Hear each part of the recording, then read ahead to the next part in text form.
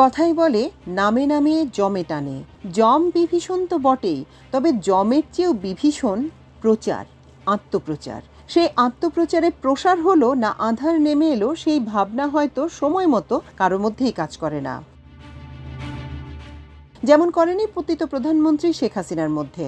তার ১৬ বছরের শাসনকালে তিনি, তার পরিবার এবং আওয়ামী লীগ সংশ্লিষ্ট নেতাদের নামে মোট ৯৭৭টি অবকাঠামো ও প্রতিষ্ঠানের নামকরণ করেছিলেন। এসব স্থাপনার মধ্যে রয়েছে সেনানিবাস, বিমান ঘাঁটি, নৌবাহিনীর জাহাজ, মেগা সেতু, সড়ক, সরকারি সুযোগ সুবিধা, স্কুল, কলেজ, বিশ্ববিদ্যালয়, হাসপাতাল, গবেষণা কেন্দ্র সহ বিভিন্ন প্রতিষ্ঠান।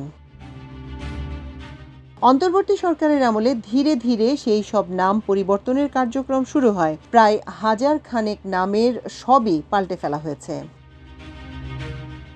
নিজের নামের প্রতি ভালোবাসা, আত্মপ্রেম, এই লোভ সংবরণ করা কঠিন। অনেকেই পারে না। বিশেষ করে ক্ষমতার চূড়ায় বসে সবকিছুই যখন নিজের নিয়ন্ত্রণে, তখন নিজের নাম সর্বত্র ছড়িয়ে দেওয়ার বাসনা উদগ্র হতেই পারে। হাসিনার সেই সিনড্রোমই এবার দেখা যাচ্ছে ডোনাল্ড ট্রাম্পের মধ্যে। যুক্তরাষ্ট্রের এই প্রেসিডেন্টকে বলা হয় খেয়ালি, আনপ্রেডিক্টেবল। কি বলছেন বা কি করছেন তা আগে থেকে বলে দেয়া যায় না। তিনি যা ঠিক মনে করেন তাই করেন।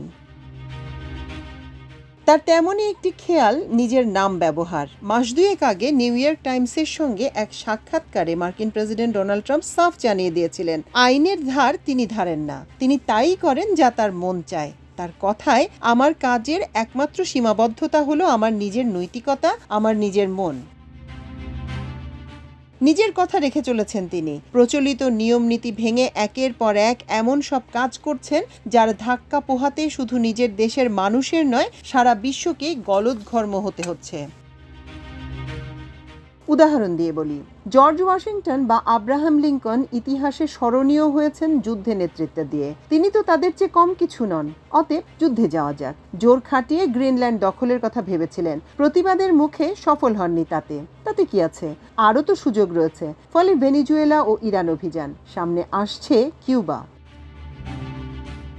বিখ্যাত লোকেদের নামে রণতরী রয়েছে, তার নামেই বা নয় কেন? শুধু একটি রণতরী দিয়ে হবে না। তিনি পুরো এক নতুন জাতের রণতরী বহর নির্মাণের ঘোষণা করলেন, যার নাম হবে ট্রাম্প ক্লাস অফ ওয়ারশিপ। ঠিক করলেন হোয়াইট হাউসে বিশাল এক বলরুম বানাবেন, এত বিরাট যে তা খোদ হোয়াইট হাউসের চেয়েও বড়।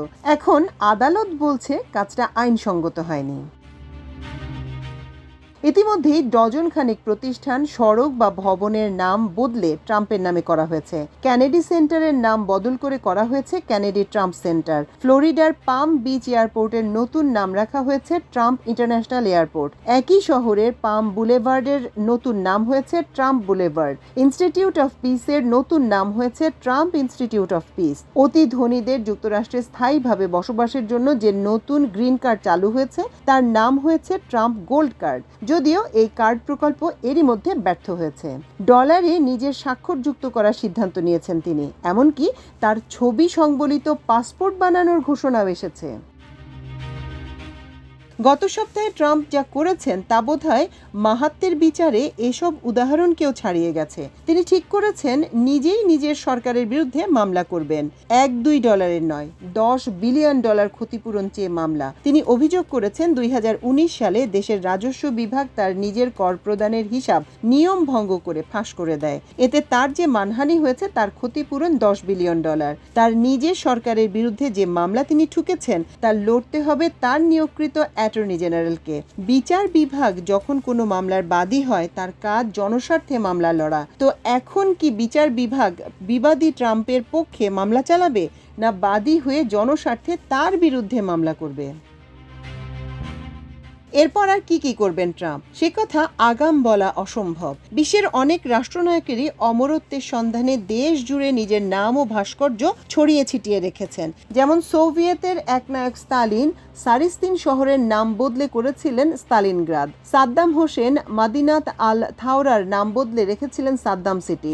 সবাইকে টেক্কা দিয়েছিলেন তুর্কমেনিস্তানের প্রেসিডেন্ট নিয়াজভ। তিনি প্রথমে নিজের নাম বদলে করেন তুর্কমেনবাস, তারপর নিজের নামের সাথে রাখেন জানুয়ারি মাসের নাম, আর এপ্রিল মাসের নাম রেখেছিলেন গুরবান সুলতান, সেটি তার মায়ের নাম। হাসিনার কীর্তি তো আগেই বলেছি।